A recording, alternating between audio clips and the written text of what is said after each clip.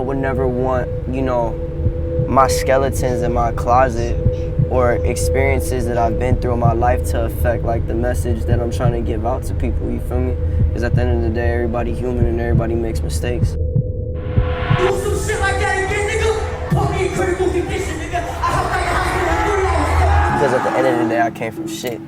So I'm not gonna sit here and try to flex on nobody, you feel me? I would only want to inspire others to go out and go get that shit 10 times as harder as I did. Like, yo, I'm here to stay, bro, you know what I mean? Like, we not here trying to ride a wave or be a part of a movement or do this or do that. Like, we trying to do something, like, bigger than that, bro. We trying to create a sound, bro. 1, 2, 1, 2, 3. Mi casa es su casa. Toma, papi. You're so welcome. Enjoy. What's good, man? You feel me? It's Wifisfuneral. We here again. South Bronx at my grandmother's crib. You feel me? About to have some good food and whatnot. These hallways are like mad infamous. Me and my cousins used to play through these hallways like crazy. Used to run back and forth from here to here, throwing footballs, basketballs, Dragon Ball Z toys, wrestling toys, you name it, all that shit. It went down over here.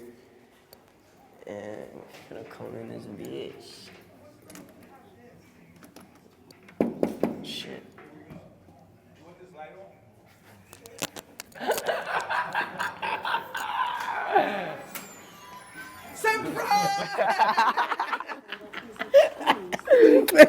Hi, Chulito. Oh my gosh. Chulito. This is my grandmother, Elba. Hello, guys. This is my grandfather. Come on in, James. James. Come on in.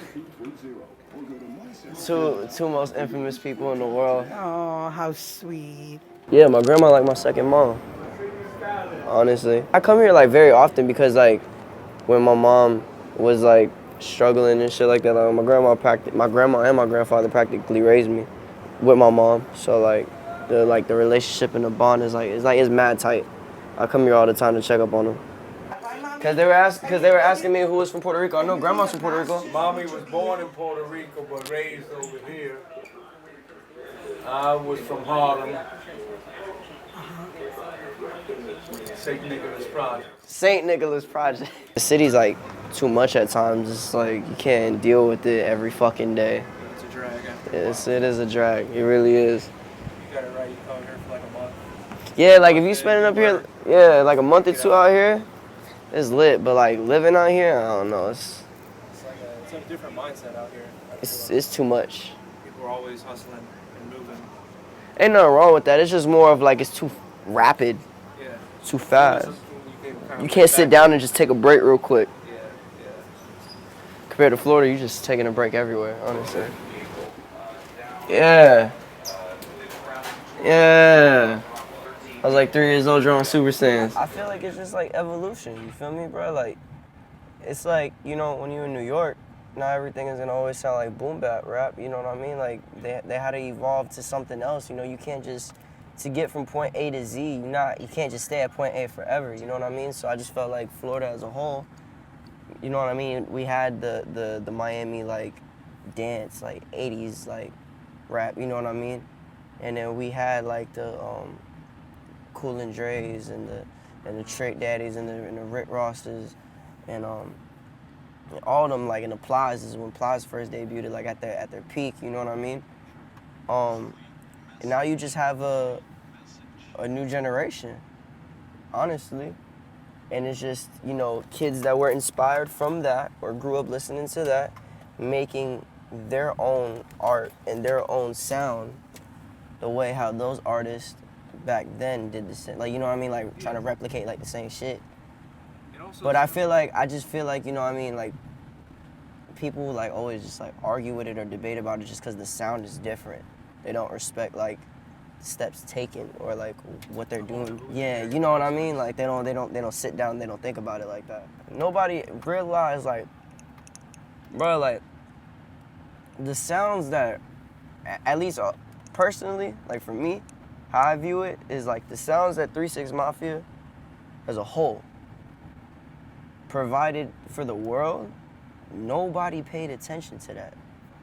like, at all, bro. People just thought it was cool. Like, all right, like, you know what I mean? Like, they got their own shit going on. Like, nah, bro, like, they got their own fucking genre of rap, bro. And nobody respected that shit, bro.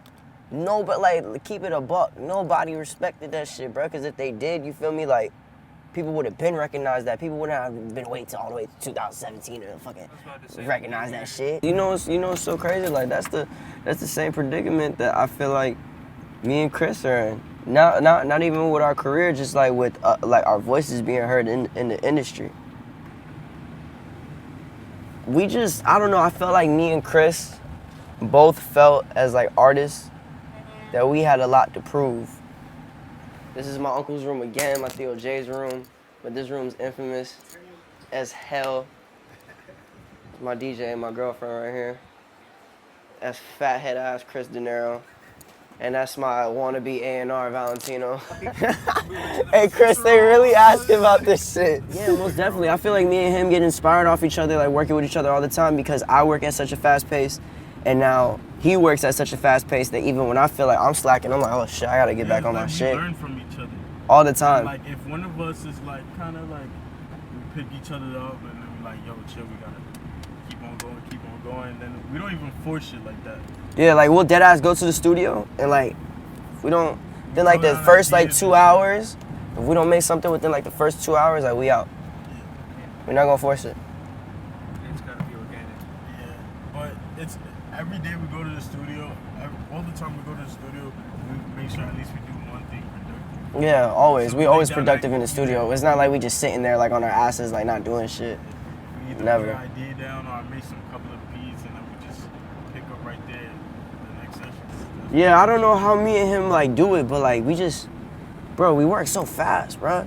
And we're not even trying to work as fast as we do. Like, we're just genuinely like enjoying the music that we just so happen to like on a good day make like 5-6 records. Because this is the first producer ever in my whole life that I've sat down with, and I genuinely feel like I made a sound with this person. Like, you feel me? Like, we are both like, we're sonically like right here. Ain't nobody offbeat. Like, I know what he's thinking, he knows what I'm thinking. We know exactly how we want the song to sound, from the lyrics all the way down to the 808s, to the kicks, to the bass, like to everything. You don't have to speak sometimes. Yeah, nah, it's just like quietness, looking at each other. You fuck with it? Yeah, nah? All right, come It's on. like, I don't know, like we just put 2 and 2 together and was like, yo, like, your sound fire, my beats is fire, like it's just like, just fuck with it. We made a couple of tracks and it was like, yo, we should just keep on going at it because it's something different. But it was like this organic. Yeah, it was like Yeah, it was mad sound. organic. We didn't just sit down and be like, yo, we're gonna make a sound. Like the shit just like literally like he'll call me and like, yo, I got the studio tonight, slide through, and I'll slide through, and then like all of a sudden we just started like, yo, what the fuck does this sound like? This some new shit. Like I ain't never heard some shit like this, and then like we really started thinking, it was like, yo, you know what? Fuck it, let's just start going to the studio like almost every day. Then we linked up in LA, and then that's what it was, and we made Wifisfuneral. And that's the difference between me and a lot of artists, is that when I'm saying the shit that I'm saying, I'm not saying to glorify the shit. I'm just telling you my life story and shit that I've been through. I'm giving you life from my shoes. You feel me? You get inside my shoes and you see life the way how I see it.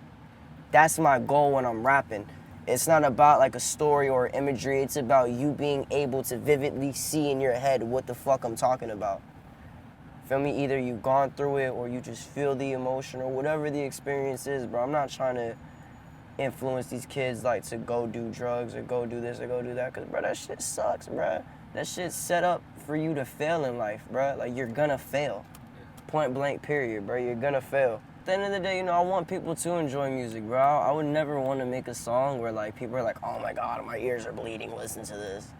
Like, if that shit sucks, bro. Like, if you hate the song, all right, cool. But, like, I would never want to make some shit to the point where people are like, yo, I just gave up on music. Like, after listening to this kid, I just gave up on music. Nah. I mean, for the most part, bro, I just like talking. I like talking about the shit that I talk about due to the simple fact, bro, like, who dares to talk about it? Who wants to talk about it? Nobody does, so okay, like, let this little weird-ass kid right here want to talk about it. Like, it's like that first impression just seems not to, like, rub with people the way how you would think that it would, but I'm blessed that I'm even in the position that I'm in right now. Like, I believe in myself 100%. You feel me? That'll never be like what the situation is. It's just, you know what I mean? It's me being realistic at the end of the day. And I realized that I'm just one of those artists that, feel me? I ain't gonna get it easy. But you know what? It's straight, because I don't even want it easy. Like, I like the fact that, like, I'm grinding for this shit. And I'm busting my ass for this shit. You feel me? And I'm not on my ass, and I'm making money, and I'm actually not broke anymore. And I'm gonna continue, you know what I mean, to keep doing that. I'm just glad I'm in these positions to even do whatever the fuck that it is that I'm doing right now. And I'm just glad that I wake up every day with a goal in my mind. Because when I was doing this and people were just finding out about me, I ain't give a fuck about any of this shit. I could have woke up the next day and died tomorrow, and I wouldn't give a fuck. Father in my grandmother's room. Infamous, used to jump all over these beds, sleep all over these beds. And on the floor. Too. And on the floor. Just the infamous living room. Everything went down in this living room. Arts and crafts. You talk about my grandmother teaching me first grade work in kindergarten went down right here. Teaching me already how to read before I used to go into preschool. All that shit, 'cause she was a teacher for 28 years. All went down right here. Yeah, so this is everything. Because a lot of people really weren't taking us serious. And on top of that, like, me and him were already doing shit like so effortless. So yeah, it was like it wasn't even coming easy. It was coming easy, but people wasn't like respecting it. You know what I mean? They was just like, oh, like, y'all just so happen to be in this wave. So you feel me? Y'all are just getting attention. Like, nah, bro. Like, motherfuckers out. Yeah, like, not necessarily like moving the movement. Exactly, like, motherfuckers is actually like one of the gatekeepers to this shit, bro. The fuck, like, got it really fucked up. And I don't even, like, you know what I mean? I don't even try to, like, boost my head like that, because, you know, I try to keep it as humble as possible. Motherfuckers wasn't taking me and Cris serious. Me and Cris both felt like that we had a lot to prove.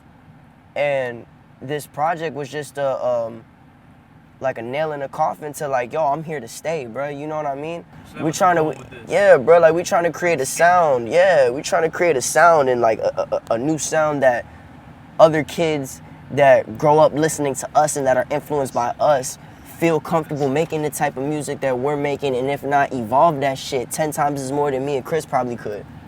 It's crazy because, like, I get goofed on for actually trying making music. You know what I mean? Like, to make like an actual like song, a timeless song that I would want people 6 years from now to enjoy. Like, yeah. And all I'm trying to do is just like do something different. Like, you want to just hear the same shit forever? Might as well be a fucking robot. Yeah. Yeah, I mean, that's a product right now of the game, is a lot of people are just taking what other people do and replicating. That's crazy, because like literally 10 years ago, that shit was not even allowed, bro. Yeah, it was not cool. That shit was not cool. Like, you would get like punked on. You would get like looked at as a lame ass nigga if you was jacking people's shit.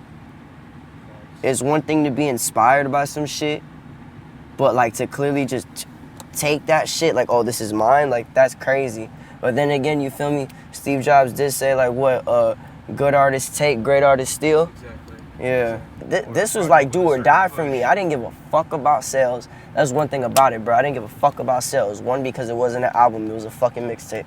Point blank period. I didn't give a fuck about sales. I didn't give a fuck about how much money I made off of it. I didn't give a fuck about touring off of it. You know what I mean? And this is me keeping it like $150 right now. I ain't give a fuck about touring off of it. I ain't give a fuck about none of that shit. I just wanted to release that shit to shut everybody the fuck up and have nobody like say no, like, don't ever question my ability to make music. Either you like my music or you hate my music. Don't ever question it. I use it as motivation because at the end of the day, like, I grew up my whole life everybody telling me that I was gonna fail. So if the world or certain people in the world gonna try to tell me that I'm trying to fail, like, bro, I done heard that shit all my life. You gonna have to tell me something different. You feel me? Like, that ain't gonna stop what I'm doing, man. That's not gonna stop my dream, and that's not gonna stop my goal. That's not gonna stop what I want for me and my family, and for me and my label as well. For me and all my Rich Life family, bro, like, ain't nobody stopping us, bro, at all. Like, we coming and we coming hard. And either people respect it or they don't respect it, bro. Like, it's gonna hit them. Cause it's coming soon, watch, I promise you. This Boy Who Cried Wolf shit is just the beginning, bro. This is me just now taking shit serious.